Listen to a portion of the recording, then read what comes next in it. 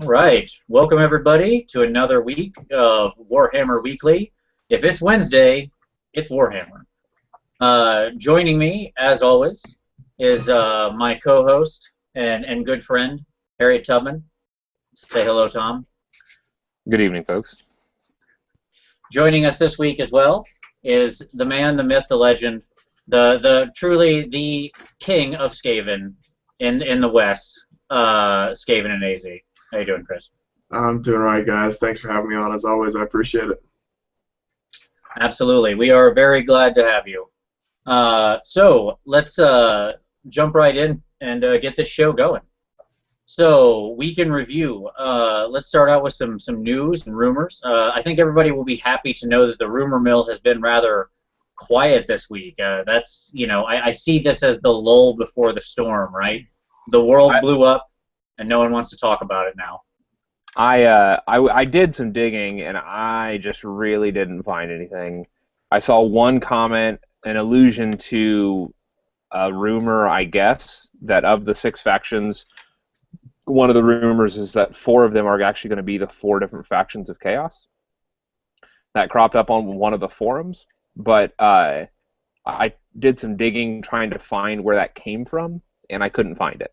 So I don't know if that's an echo chamber, like rumor mill. I don't know what's going on there, but I don't take it as reliable, so to say. It's almost got to be. I mean, that would just be nonsensical, right? Like, splitting chaos like that is exactly the opposite direction of where we want to go. Right. Yeah, it just goes back to something you said, Chris, when you were like in one. I think in the Thankful book when you were talking about it, you were talking about how much of the world has been destroyed, and like a game with just a bunch of bad people fighting over the dominance of a wrecked Earth is not very compelling.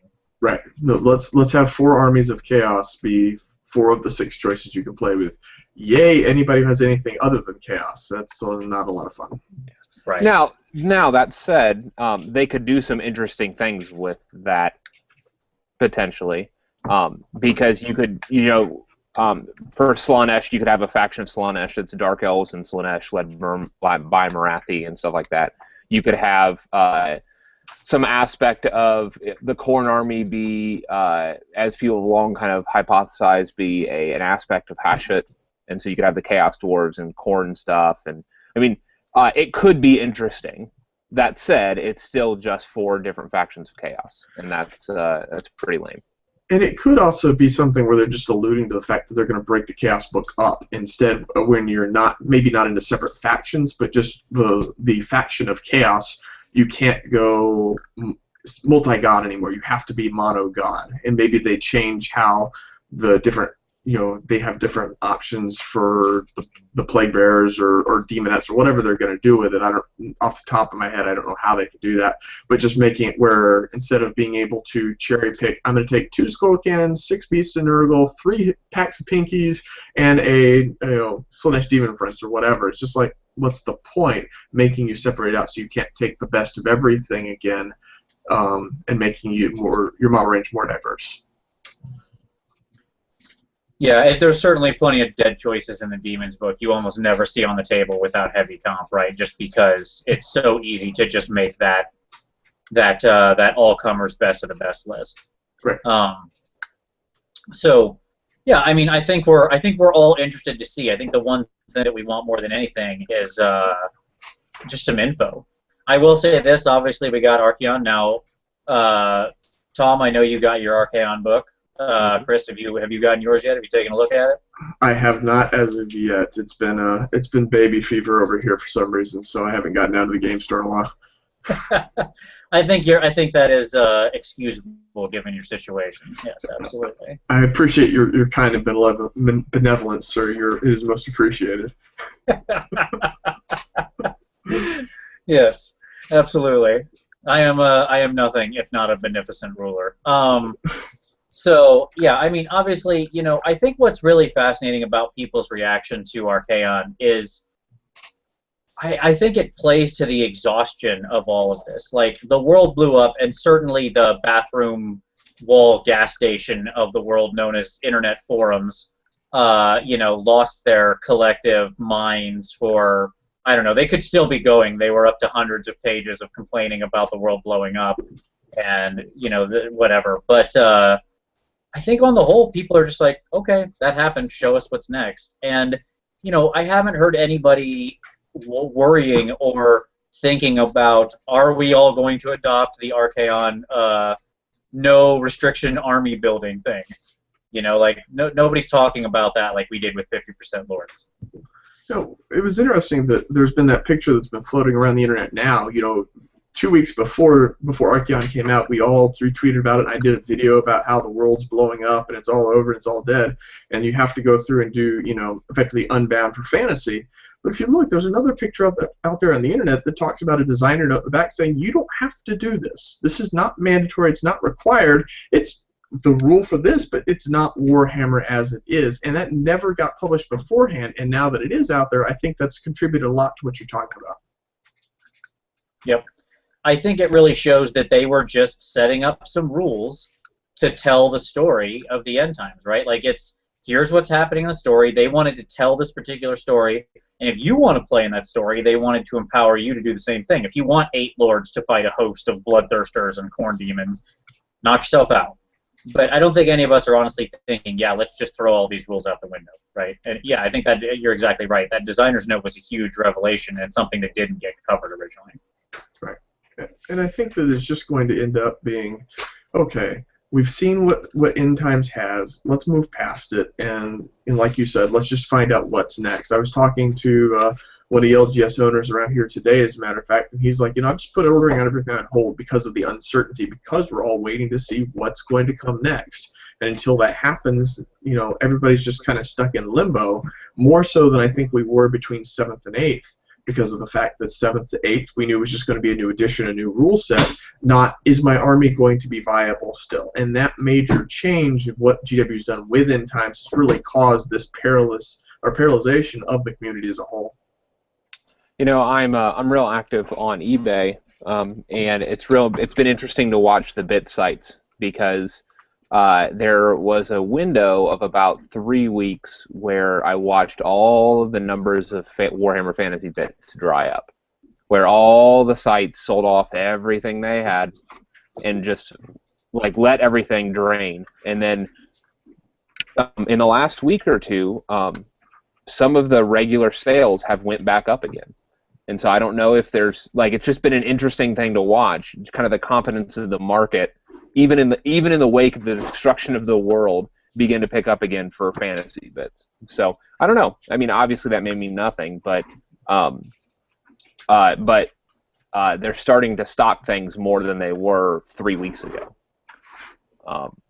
So yeah, I don't know. It may just maybe be reflective of kind of the general feel of the market, or maybe not. So.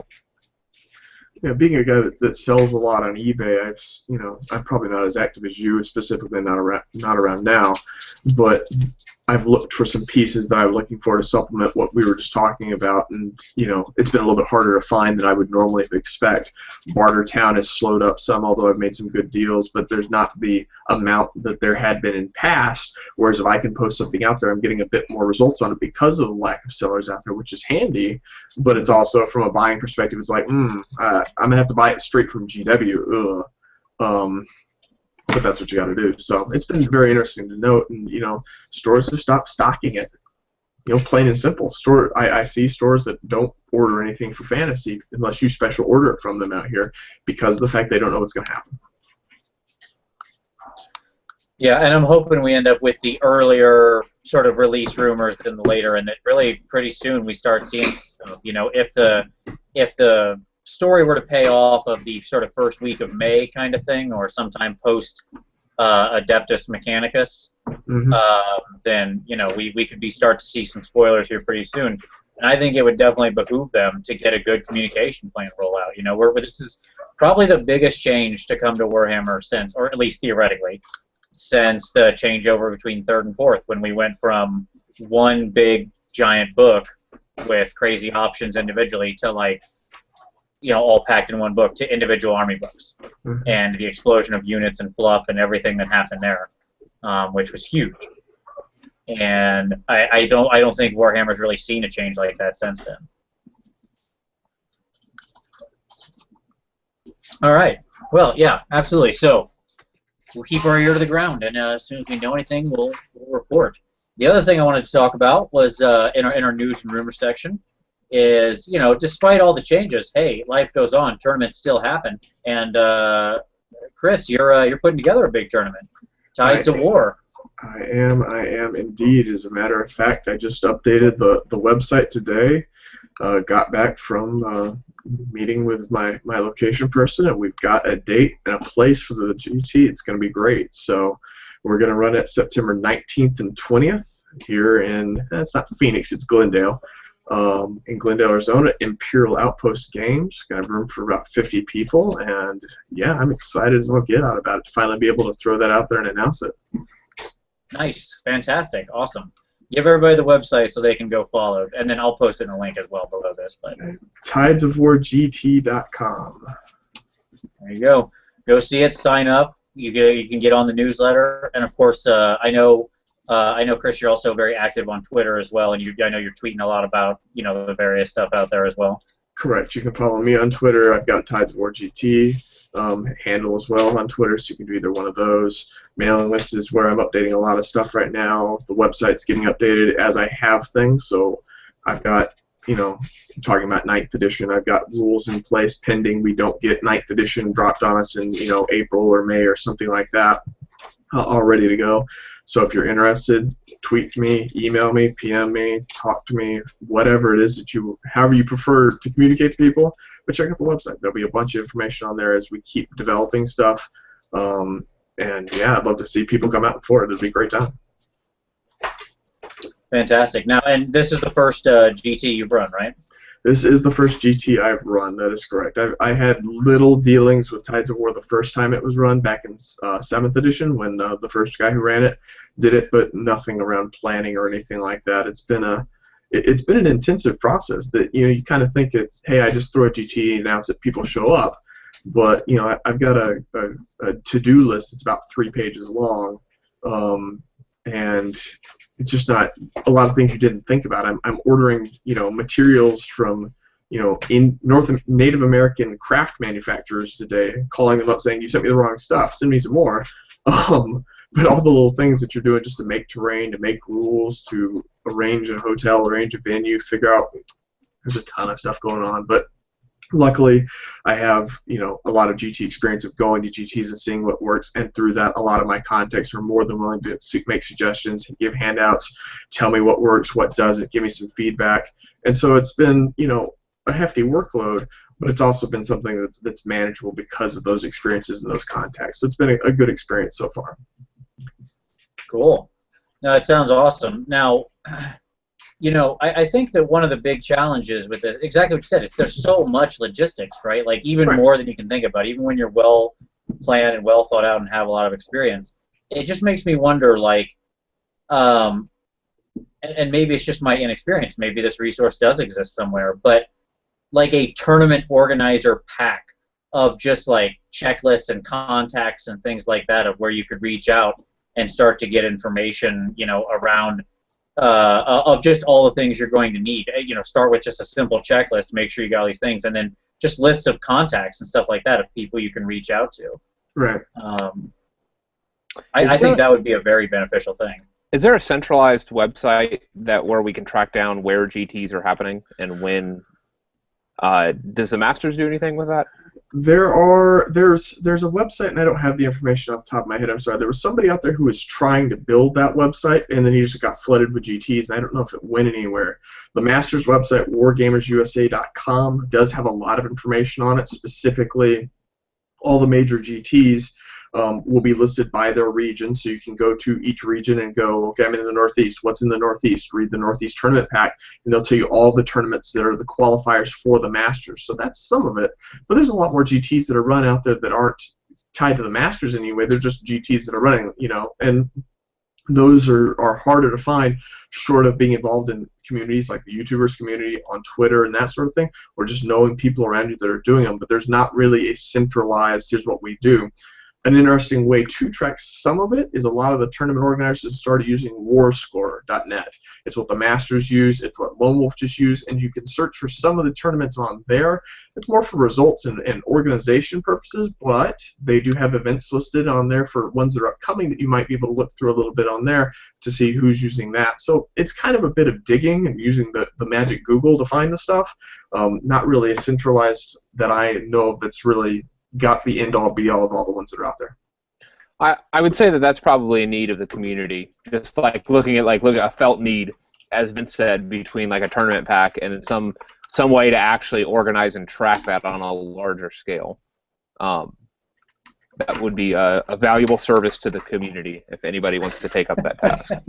I'd agree. I'd donate the hosting space. I can do that, but coding the website's not my thing. I can build WordPress. That's about it.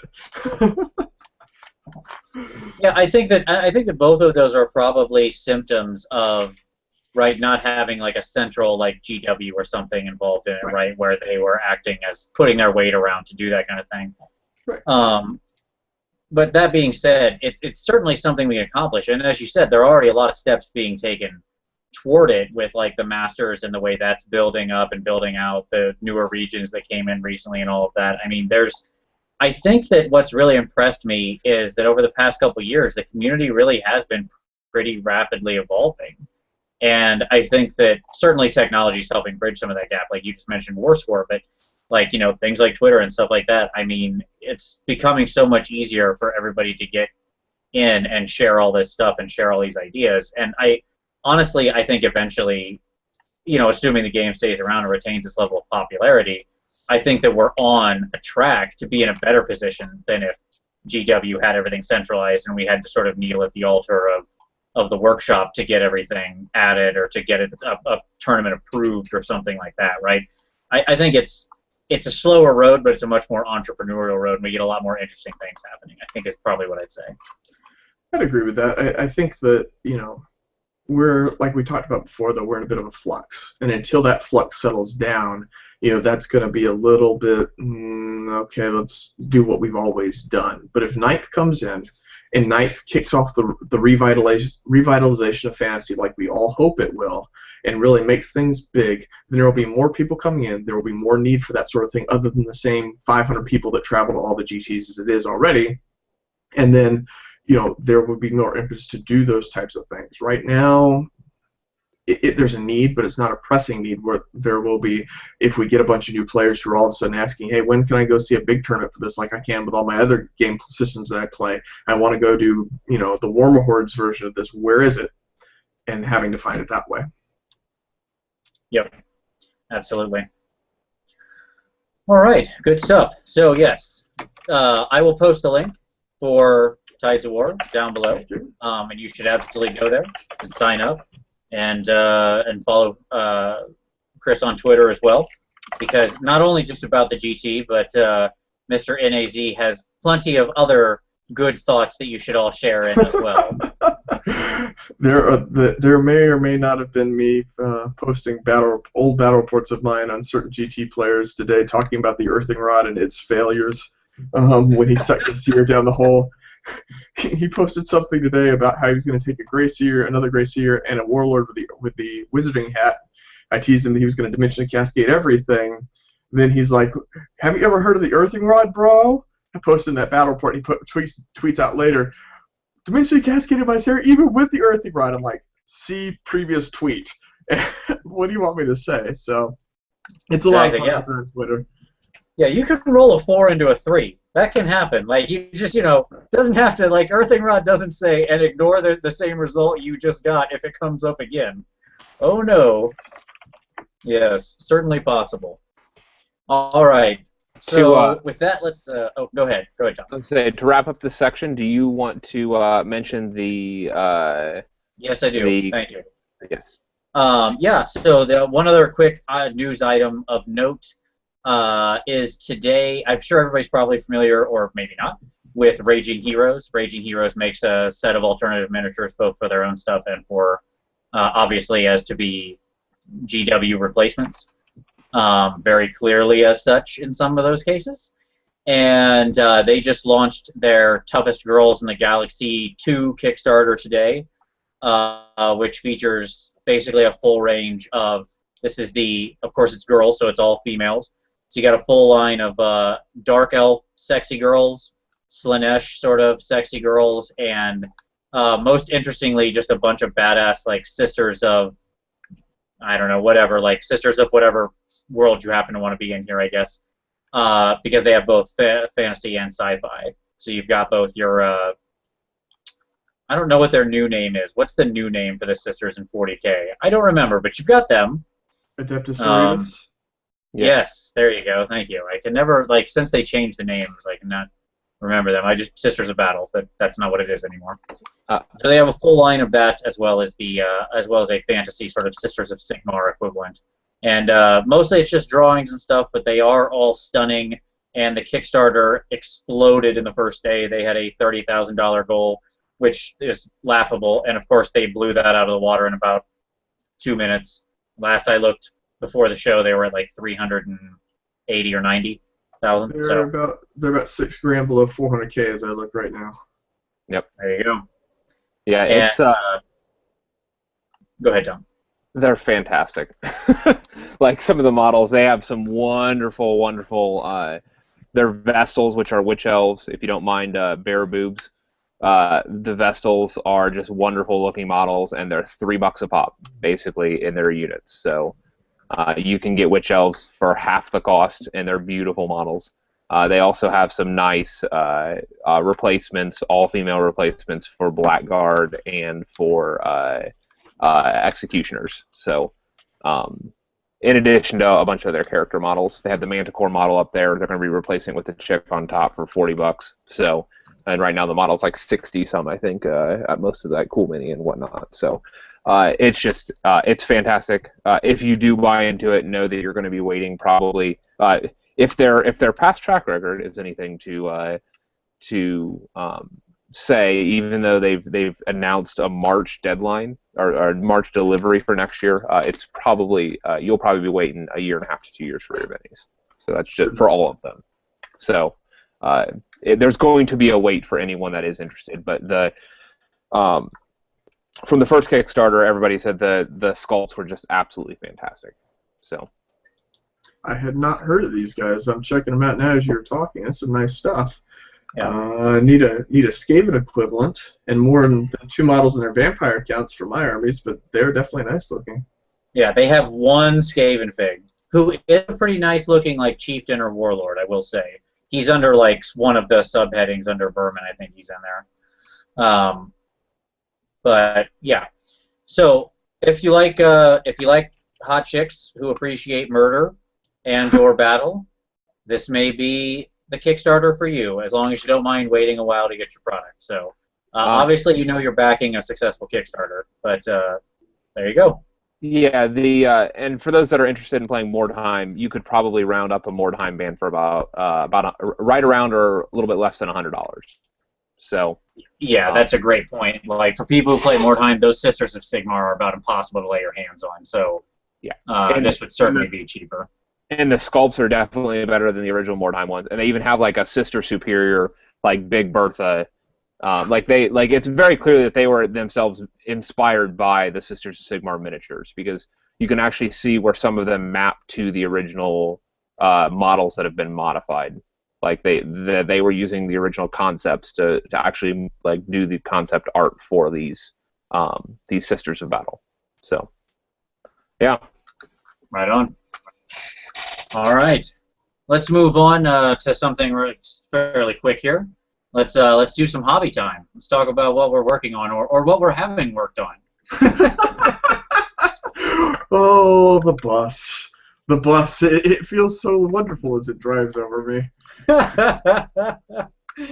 So we'll start with Chris, since you are our guest. Why don't we start with you, sir? What am I having worked on? Well, I'm still having the Skaven stuff worked on. I picked up some of the end-time stuff, new Vermin Lord, new BSB model, which is the Chieftain model. I had somebody swap me a spare Gracier from their Bell kit because they were using it for a furnace, and 12 Storm Fiends. Those are all getting done for the Skaven. And then for the Vampire counts, what am I going to have painted?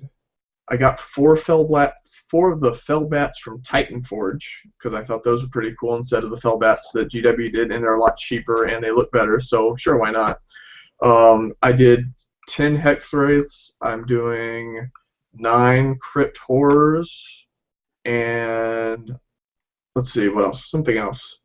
Oh well, the Casket, a Necrotech, because who needs more? Who doesn't need Necrotech or TK stuff in their new VC Undead Legions army? And I'm forgetting something. I don't know what it is I'm forgetting. Something else in there that I haven't done, all by Materim's wife again, which I'm expecting to look great. So I got a whole bunch of stuff being worked on. Probably more than you do, Vince. I don't know. I keep a lot of stuff in the chamber. I'm obviously for me, the answer is simple, the same as always. I am working on Bretonnians. Here is a little girl that I'm going to post today, my finished damsel there. So she came out pretty nice. Nice. And yes, just more Bretonnians, more knights, always that. That being said, I've got an extra War Sphinx as well as a Cetra the Imperishable burning a hole in my back pocket there, just sitting up on my shelf. And Cetra doesn't like that. He doesn't like being not assembled. He's been judging me very harshly. I can feel his glare behind me right now as he wants to be put together and painted. Sphinx number 5? What's that? Sphinx number 5? This would be number 6. Okay. You can never have enough. Yeah. They're like Pringles. Once you have one, you just can't stop. This is your Unbound army, isn't it? It's just going to be all Sphinxes. Well, look, even at the normal composition level, 75% of your army can be Sphinxes, basically. Right? Because... And hero selections. Yeah. So, like, you need a lot of Sphinxes. It's the best mount in the world, that's all I'm saying. And by that I mean that's an indefensible statement from a competitive point of view, but come on, it's a dude on a giant stone cat. I mean, Katie Perry clearly agrees. Absolutely, she does. You can't go wrong. Hey, you can't beat T8 unless it's a cannonball that's strength 10, so, Right. Or a bunch of poison skinks or anything else in the world. But hey, that's all right, whatever. Hey, we talk about gutter runners on this channel. You play Skaven, I play Skaven. It's gutter runners. Screw the skinks, gutter runners. That's fair. I don't play against Skaven. I play against GD lizardmen and skink clouds all the time. So that's okay. I'm constantly getting my giant stone cat killed by what I'm assuming are 1-inch high darts. Like I still haven't put that math together, how that's working out. But apparently it's very virulent poison. Tom, what's on your table there, sir? I finished up my siege, my Forest Goblin siege, and I've moved on to, I am base coding my Savage Orc proxies. Yes, your mystery models. Yes, my mystery models, as I talked about on the PMP. We have no idea where these came from. We don't know who the manufacturer is, but they are fantastic, and they look like Forest Goblins, so I'll take it. How did you come to acquire these models? I bought some, like I bought a handful of them from some British company on eBay back in May for a Forest Goblin Mordheim band. Uh-huh. And I was like, when I started building a full army, I was like, oh, I ought to get some more of those. And I went and they were gone, and then so I started trying to track down like who the original, like who they like where they originally came from, and nothing. Like I did even like image searches from the images that I had on Google, trying to track down like anything that would kind of clue it in, and I couldn't find anything. Eventually, I got a hold of the company, and they're like, "Yeah, we have a whole bunch more of them." They wouldn't tell me. They didn't answer me when I asked who the production company is. So I don't know if it was like a small run like sculpting. Like I really don't know, but they're nice and they cut me a big deal on them. So I have this huge block of Forest Goblins that I'm base coding right now. So All right.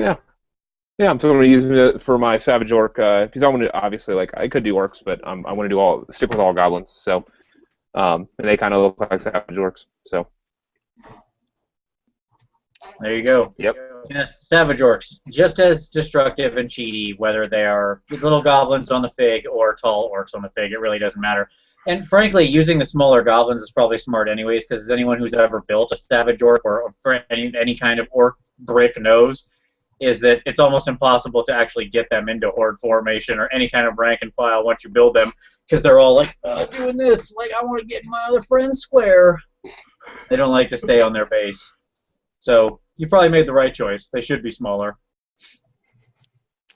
I remember I saw a comparison between like the orcs made pre-4th edition and a modern orc, and like a pre-4th edition orc is the same size as a current edition goblin. Like, that's the size creep of the game over time. Like, we're clearly liking bigger figs. So there you go. I think we all like the sculpts a little bit better, and all the fact that there's those things like detail and multiple poses and ways to convert, other than I cut this metal model in half and try and make this other half glue in its place. So there are benefits to that size creep as well.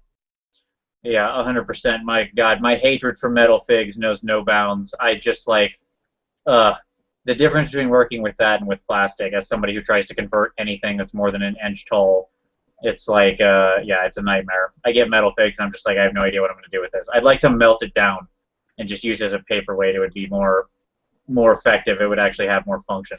Plastic for everything. That's what I say. For the second time on this video, I say gutter runners.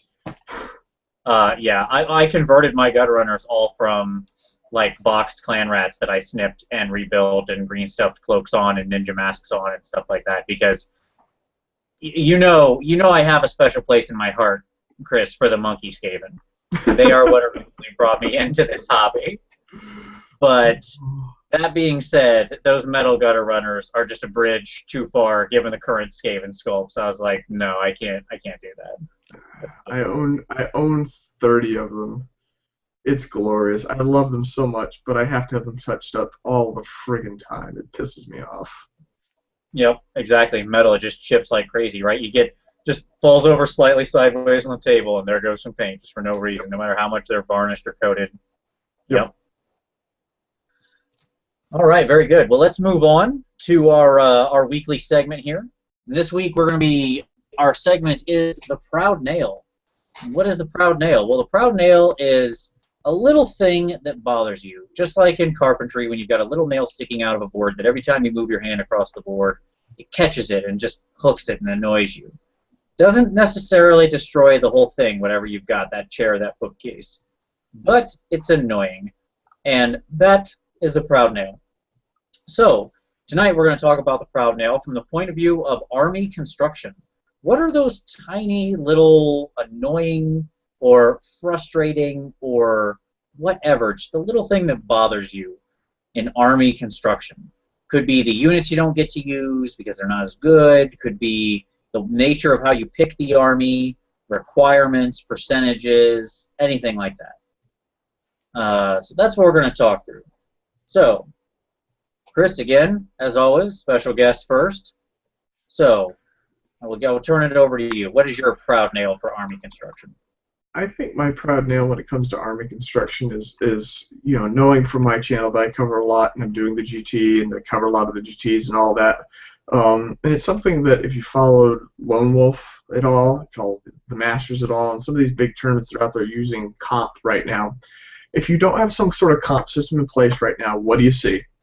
You see 8 to 10 of the same armies duplicated across the majority of the majority of the competitors. Plain simple. There's a tweak here. There's a little bit thing there differently based off of models owned or personal preference or meta. But for the most part, it's, hey, I'm taking Empire. I've got 2 cannons. I've got 8 demigryphs. I've got 30 knights, and I've got a light council. Go. And everybody has the same thing. And the fact that the choices and there are still options in the books that are suboptimal.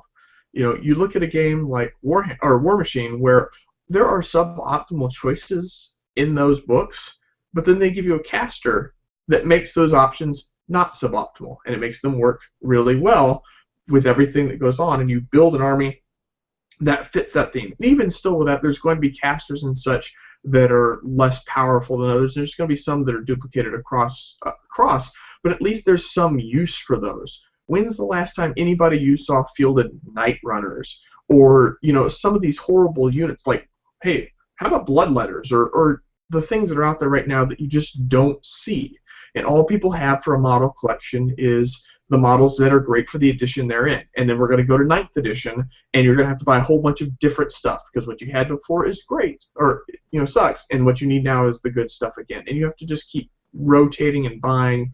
I hate that. I wish there was a way to bring more diversity in your list, short of having an enforced comp system in place like Swedish or ETC. Yeah, I think that's totally fair. Now, how much of that do you think is the nature of how deep we are into the edition? Right? Is it because we're almost 5 years into the edition now that just kind of we've had time to do the math in the laboratory of all the GTs and tournaments and everything? Has the cream of the crop risen to the top, and so it's just not worth discussing? We know what works. I think that it's been refined due to the length of time in 8th. It's something that everybody just knows that when you're building, a demon army, you take this many beasts and this many skull cannons and this and that and the other. But even still, if you walk right into a brand new edition of Warhammer, if you've done anything with GW before now, it's easy for you to sit down and look at a book and go, these guys really suck. Now, these guys might be okay, like the Skaven, comparison throughout the beginning of 8th edition. Which is better, Plague Monks or Storm Vermin? Now, what does everybody use? Everybody uses Storm Vermin now. Nobody uses Plague Monks unless you're doing, again, a comp system or you're doing something that's a little bit themed or suboptimal or whatever. Everybody uses Storm Vermin because we've math hammered it out. But Plague Monks aren't horrible. They're usable. They're just not as good as Storm Vermin, so we know that now. But there are units that are just totally ignored and disregarded by all but the most fluffy of fluff players and people that are forced to take them for reasons. And that's unfortunate, because with the quality of model that GW is putting out now, it'd be really nice to be able to use the whole range and to be able to expand my models that I have in my collection. But I look at my Skaven army now, and short of expanding with new models that are coming out, like Stormfiends and that sort of stuff, I have nothing left to buy. I don't need some of the stuff that's out there right now. I bought some Giselles on a whim. I don't need Poison Wind Go-Beaters. I'm never going to touch Night Runners. There's just models out there that I'm not going to use for anything, and that sucks, because having a diverse army would be a lot more fun to be able to play at your average local game store night. We can go down with some stuff that's different instead of just taking some things. You're like, well, if I take this, I'm going to get killed. That choice shouldn't be there. Do you think that that's more book dependent? And the reason why I ask that is because I think when I think across high elves, there are a handful of units that I probably wouldn't use regularly, but 90% of the stuff in my army I could probably field in a semi-competitive manner. Obviously, it's not going to be the cream of the crop. It's not a Star Dragon. It's not a Frostheart. It's not things that are always going to show up at GTs, but at the same time, I think that you can, I was watching the Masters, and I noticed at least, I think, 2 armies that were putting Lothar and Seaguard on the table, despite the fact of how terrible people say, that those things show up in very competitive lists. And so, I think that issue for High Elves, it seems, is less of an issue than other armies.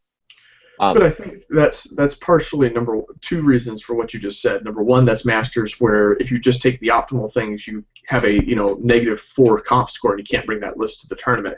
And number 2, I think that's the case because High Elves is arguably number 1 or number 2 in the book category right now. So the whole book was written with really good stuff. Whereas if you look at some of the other army books that are middle tier or even bottom tier, they're just things you don't choose. When's the last time you saw a Cygor on the table when you played a Beastman player? Or, for that matter, when's the last time you saw a Beastman player to begin with? So, yeah. Yeah, just take like a good, solid mid-range toolbox army. Let's talk about something that, Chris, I feel like you might have had some experience with recently, the Empire. Right? Was your first priority when you were getting that army together, I better get that 40 block of flagellants and that mortar ready, that Hellstorm rocket battery. These are things that you're you could have a massive Empire army, play them all the time in different armies, and never put that stuff on the table and not miss them. Right. But, go ahead. Let me push back and just say that, back to the army, I think that, I think the answer is to look to the armies the army books that have been put together, that 90% of the units are being used and fielded in various environments. And, the design should go that direction, right? Look at the things that are successful and that that do make things competitive, whether through pricing or whether through abilities or whatever that is, and emulate that in future books, as opposed to I don't know. I'm just talking as a designer now. Sorry. You're fine. No, I like the idea of course, we all like the idea of having more options be viable. Honestly, I think, Chris, I really like your idea, and it honestly isn't something I had even considered before, but taking the Warma Horde's attitude toward it of, we tend to consider special characters being the only people that have those kind of influences where they move around, choices or points or give special options. I think of, like, Queek and what he can do with Storm Vermin, right? You can take, like, Queek's Storm Vermin. Now, I don't know anybody that's ever done that, but whatever, the idea's there. It's, maybe not the best execution, but the concept is right. And I think that kind of thing, where maybe your lords could have viable options or stuff like that, your lords or heroes, I don't mean to just say like the 3 wound guys, have viable options or items they can take or abilities or whatever, maybe there's some kind of cost to it, that makes units act differently, move around, in their own functionality, I think could lead to a lot of different combinations and different competitive builds. Yeah, I think maybe a little more rock, scissors, paper might be in order, even within your own book, making sure that everybody has a rock, some scissors, and some paper, whereas right now it feels like some books are missing one of those 3, right? Lord Skroak's ability should not be a special character ability. It should be you're a plague priest or a plague lord or whatever name you want to call it, not to continue to harp on Skaven, but it's the easy example. I should be able to field an all-pestilence army whenever I damn well please to, because of the fact that, hey, it's fun, it's fluffy, it's enjoyable, and hey, now it's somewhat competitive because I can actually do it without taking a 300-point special character who's only a level 3 with a flail and no save of any type. Absolutely, just an ability you pack onto, a plague, one of your plague hero, or move them up to a lord, or whatever the heck the math works out to. That suddenly takes your plague monks and I don't know, makes them all poisoned and armor piercing, or something like that, right? And something that's going to give them more of a shot at being a reasonable choice. Kind of what they did with Battle Scrolls. I mean, what they've begun to do with Battle Scrolls in the Archeon book. Yes. About there's a lot of promise there. Do more of that, GW. Right. Absolutely. All right, I like that one. Tom, what about you? We'll have to be quick here because we need to get to it. We have our Q&A still, and we got a lot of great questions tonight. Not that we haven't all talked about stuff already. Certainly. I mean, I would say that the low-hanging fruit for a lot of people would be the core tax. But I would actually push back against that, and I would say that there's another tax that bothers me even more than the core tax. And that's the competitive tax. And what I mean by that is that in order for me to field a competitive army, I feel like I have to have a Dispel Scroll in my army. In order for me to field a competitive army, I feel like I have to have a BSB in my army. And so oftentimes I'll get an idea of what I want my forces to look like, and I'll put together a list, and I'll go, oh, crap, I need to come up with 250 more points because I need to have a BSB, I need to have a Scroll Caddy, I need to have, these other things that just haven't fit in. And so then I start having to chip away into the list in the army that I wanted to field so that I actually know that I can cover the rest of my competitive bases. And that just bothers me. It's annoying. Like, why do BSBs have to be heroes? Why can't you just nominate one of your standard bearers in a unit and that be your army BSB? It seems like there are other ways that they could have done that rather than what they've chosen to do that would be easy and would be like low-hanging fruit for that. I don't know. So that's what bothers me about army building is completing a list and then going back and going, ah, crap, I didn't take the things that I needed to take, for whatever reason, to shore things up, and then have to chip away at the actual concept that I wanted to execute. Well, I think, to me, the interesting dimension of what you just said is, look, if there are certain things, this is something that comes up in role-playing game design a lot, in the choice points of RPGs. If there's ever a thing in an RPG that you take every time, that every character of this type always takes that thing, then it's part of that character. It shouldn't be a choice point anymore, right? And if every army has a Dispel, I mean, they don't because, demons can't take Dispel Scrolls and stuff, but I take your meaning nonetheless. Everybody who can choose one pretty much takes one. Unless you're Jeff Swan, who was recently talking about how, Dispel Scrolls, you don't need them, don't take them. You don't need that. I don't know if I agree with you, Jeff, but hey, whatever. You're a braver man than I. But, the Dispel Scroll, the BSB, why couldn't those just be? Why couldn't there be presets about our armies? They're just assumed that we get to nominate some, just as we nominate a general. You don't pay extra, and it's not that crazy. Think about it. You don't pay extra points to have to be a general, right? Just you have lords and heroes. One of them is a general. You nominate it. Start of the game. Why, in the same way, do we pay for a BSB? Why couldn't we just nominate a BSB, as you said, like of one of our existing standard bearers or something? Is that necessarily a smart choice? I don't know. That gets a fairly important role, and that guy's going to be maybe be able to get chopped down.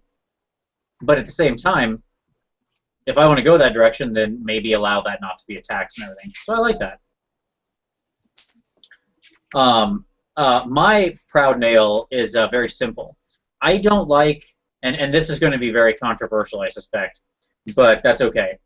I am a fan of not caring about the individual model, but caring about the unit. I would love to see buying units in individuals go away as a concept in Warhammer.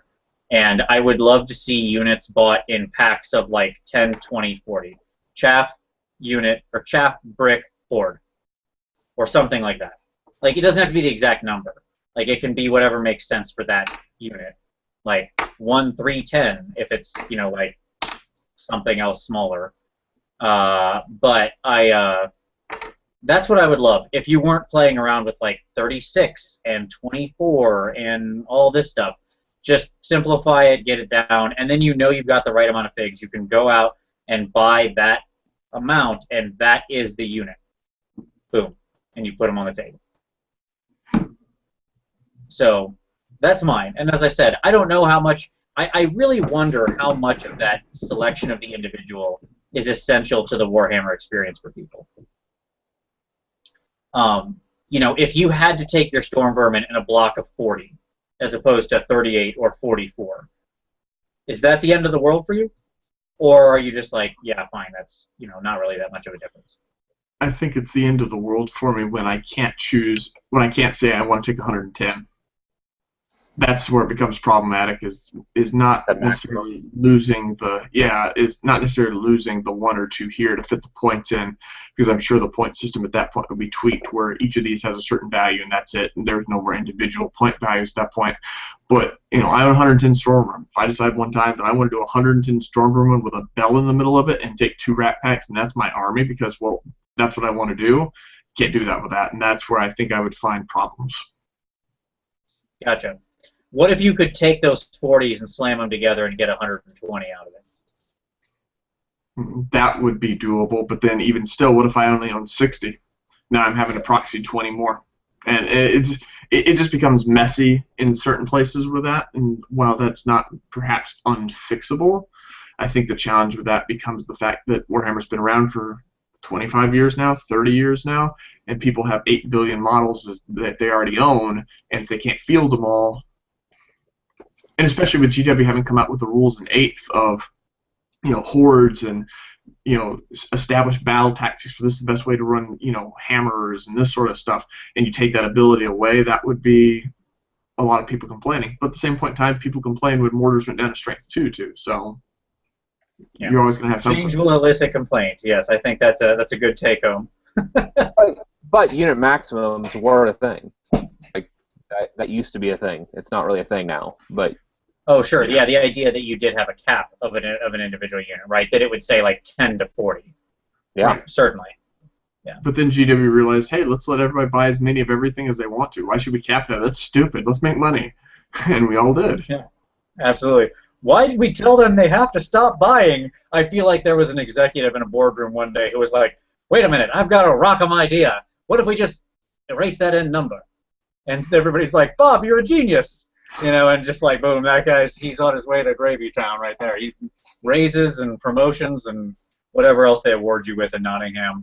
I mean, surely by accident, in, you know, truth be told, but I do own 330 zombies. You tell me I can't use them all at one point in time, you know, that's not going to work for me. I mean, and I don't even know the most zombies of people I know. Matt Reich has like 400 plus. That guy that I did on one of my old Thoughts on Tournament segments. People want to bring what they've got and not have to proxy and not have to change stuff. And I know that there's always going to be some type of change.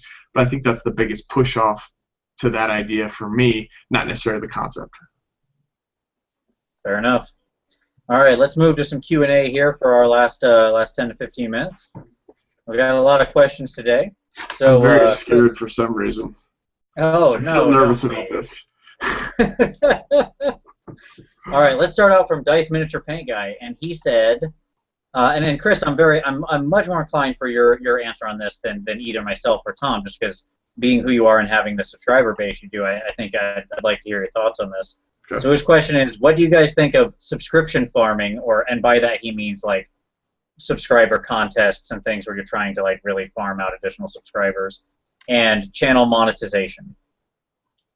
I'm not a big fan of farming for, hey, I hit 500 subscribers, subscribe to me now and I'll get you, you have a chance to win blank. This is just my own point of view, but I don't want the subscribers that bad. Not that I don't want the subscribers, but it's not about the money to me. It's not about hitting a magic number. It's not about YouTube as a whole. YouTube's just the result of how I put my content out there. It's not, I'm not going to be, PewDiePie or whoever the guy is that has 33 million subscribers out there. It's never going to happen. So I don't feel that doing that type of mechanic to get more people to subscribe to me is worthwhile. And you combine that with the fact that I've got 1,900 subscribers now. I put a battle report out there. How many people watch it? 1,100, 1,200. I put a thoughts on tournaments out there. How many people watch it? 300, 400, that sort of stuff. So dead subscribers are dead subscribers. It doesn't do anything for me for views, which is what you get paid on if that's what you're looking for. And so I just don't find those worthwhile, and why I've never done it. YouTube pays you so little to do this gig, as Anthony has said many times before. It's not about making money at our level of performance. If we had 33 million subscribers, sure, maybe that would be useful then, because each subscriber is going to watch multiple videos because they're doing videos on a daily basis, because that's how they make money. That's how they have a living. It's not a hobby to us like it is. So as far as channel monetization, I'm a fan of it. Not necessarily a big fan of it. I'm not like, ooh, yeah, I got to click those ads. But let's be fair. We do this for free. We do this as a gift to the community. We do this as something where we want people to have the opportunity to see what we do and enjoy it and take away from it, and a way to give back and make the community bigger. It's not a way to make money necessarily, but at the end of the day, getting that extra $100 and $200 YouTube pays me a year helps put me on a plane to a GT to produce more content, or helps pay for the new webcam or microphone I need to buy, or the program I need to buy. I'm not feeding my family on it. I'm not doing anything else, but it allows me to continue to do what I do, which I think is beneficial. All right. Yeah. I agree with everything just said. So there you go. That's trust in SkavenInAZ as always. All right. Next up, question comes from Matiram, who says, do you approach your actual army building differently for tournament or casual games, or do you follow the same basic process? I don't think he means like the units you choose, just the way you actually approach putting the army together. And what army do you think is the hardest to build an all-comers list for? I approach army building with the goal in mind, with an idea in mind. If I'm building my GT list for Quake City Rumble, which is what I'm kind of working on right now, you know what I'm saying. The idea is, how can I build a list that's going to be able to take all comers? How can I accomplish the goals that the army needs to accomplish? How can I deal with the threats I'm going to run into? And do I have all my competitive bases covered in a nod to Tom? That's how I do it. If I'm playing a fun game, I have a goal. My goal is I want to have a fun game. My fun game involves whatever I think my opponent is looking for in a game, or what I want to do in a game. And today, what I feel like, let's do a bell in 90 Stormworm in the unit and throw that out there and have fun with it. And that's what I'll do. I'll still put my competitive bases in there, and I'll still do the pieces I need to, but it's nowhere near optimal, and it's nowhere near something I take to a GT. It's simply something that you're going to end up with that goal. I've got it done. I've got it. I lost my train of thought.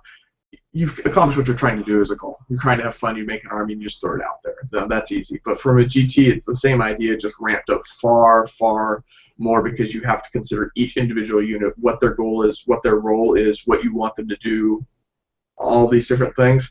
I've done it for a long time, so I don't really think about it in that perspective anymore. I know the core of what I take, and you see my armies are pretty similar as you go across the GTs I've gone to with small tweaks in it.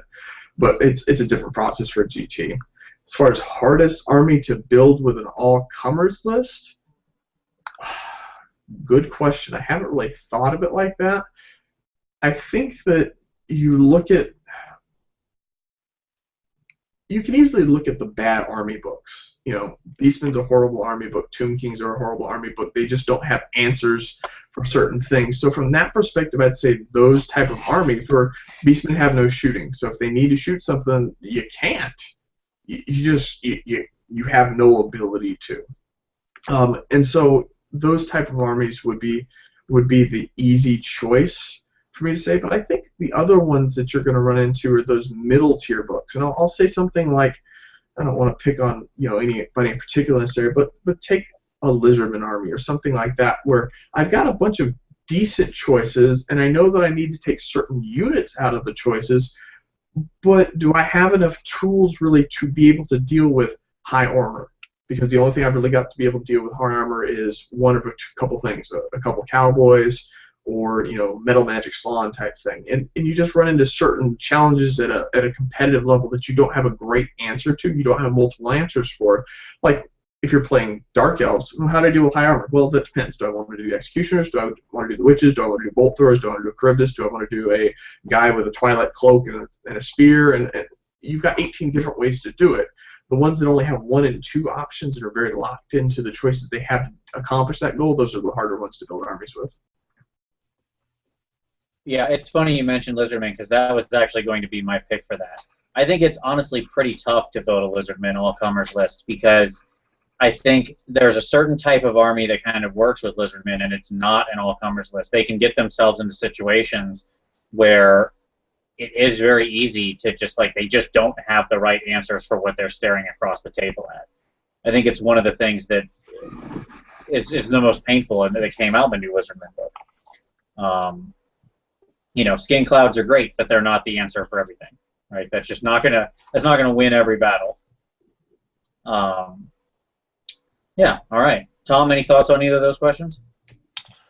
I mean, I haven't done a lot of GT play, and so I haven't at all. So it's all been casual. Again, I'm a fairly new player. So what I would say is that my experience has been.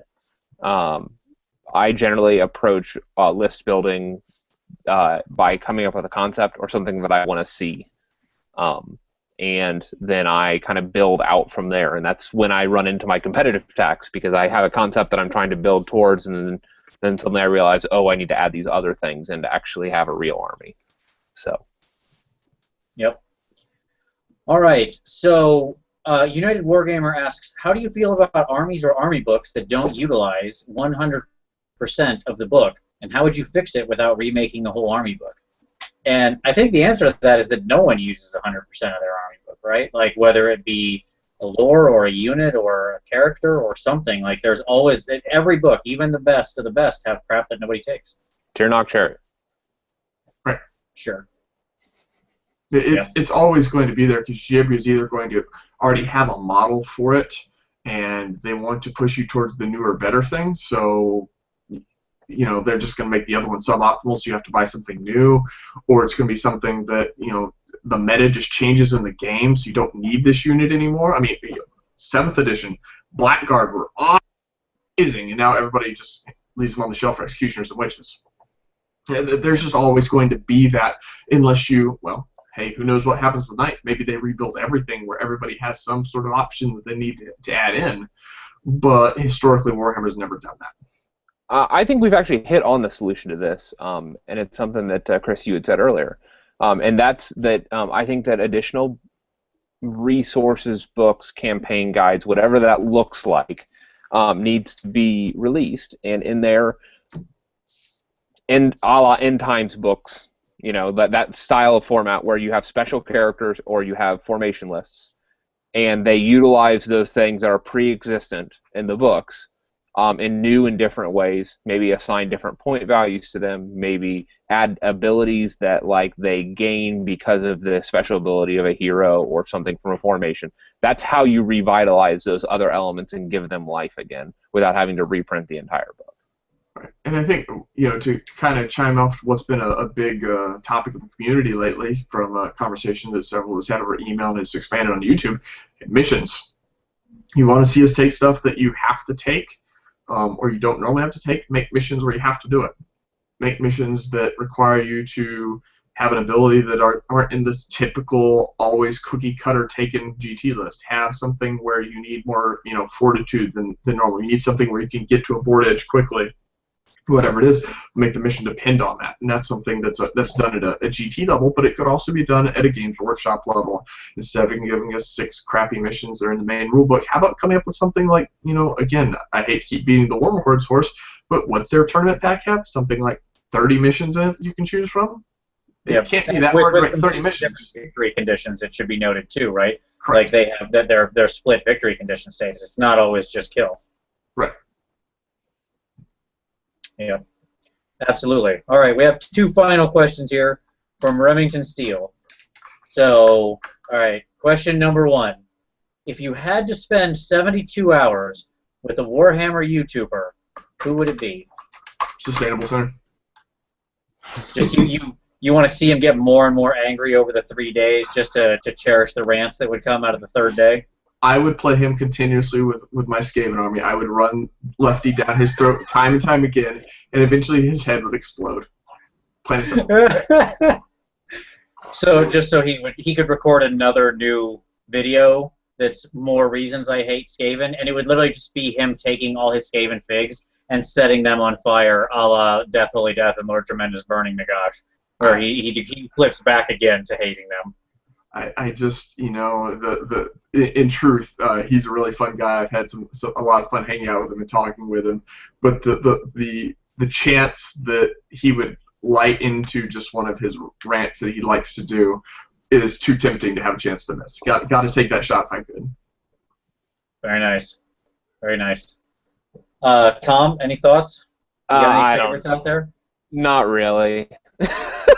No, that's fine. I'll tell you, I'm gonna pick the person who asked this question. There's a lot of good choices, but see, Remington Steele is a rock star. Like he plays Warhammer on the side. He's a rock star. He tours around Europe in a band in Europe.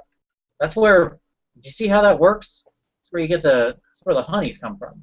So, I'm just gonna say that in a band in Europe is not far removed from a van down by the river. Just saying. But probably true, but hey, he's actually pretty successful. So that's who I'm hanging out with. Plus, he seems like I love Remington. You're a fun guy, Remington. See, you're my choice, buddy. As long as we'll be a great time. All right, and then the final question we'll close out on here. If you could add any new official Warhammer Fantasy army, and assume 9th edition, ignore all rumors. I don't care what it is. Ignore that. There's going to be a new army in 9th edition, and you get to pick it. And it is the new official army. What is it? Ooh. I would go just strictly from they wanted it for a long time. It's always been rumored that the chances of them doing an Eastern-type human army with samurais and ninjas and all that, and actually having humans back that's not just Empire humans, that would be probably my choice. That would just be awesome to have an army full of just samurais running around in blackguard type poses or executioner poses. With samurai swords, I think that would just be amazing. I could definitely see some more East Asian flavor in the game. That would be pretty fantastic. Agreed. I remember UK Figure Painting posted a picture on the PMP of these little Asian dwarves, like samurai dwarves. And they looked amazing. I was like, why isn't that a thing? So I think it's a good choice. Tom? As I kind of joked with you earlier, Chaos Dwarves? Make them a real army? If they were a real army. No. I mean, they're kind of a real army, even though they're really not. So I think that there's some value there. If it had to be something completely new that doesn't or that hasn't existed or hasn't existed in its current form, I'd have to say the final pages like of what happened in the end times in the relationship between like Aberash and Britonia, and like at the Abbey and all that stuff. Like, you know what I would love to see? I would love to see some weird amalgamation of Britonia, the remnants of Britonia, and Aberash. Like Aberash is the one that like beat the hunger, right? Yeah. That's the vampire that, yeah. So some weird mix of vampire counts in Britonia where they've forsaken the lady, they've embraced necromancy, but their vampires aren't like Count Chocula crazy vampires. They're like disciplined, hard as nails, dedicated knights. I think that would just be a fascinating concept to see play out. So knight generals leading armies of undying warriors.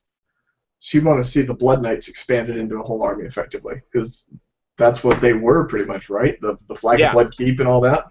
Bretonian, yeah, like that's like I think that would be a fat in the background that they could pull the strings that they could pull with again like Bretonia having forsaken the lady and leaned into Grail, the search for eternal life. Well, they found eternal life in undeath. Nice. Yeah.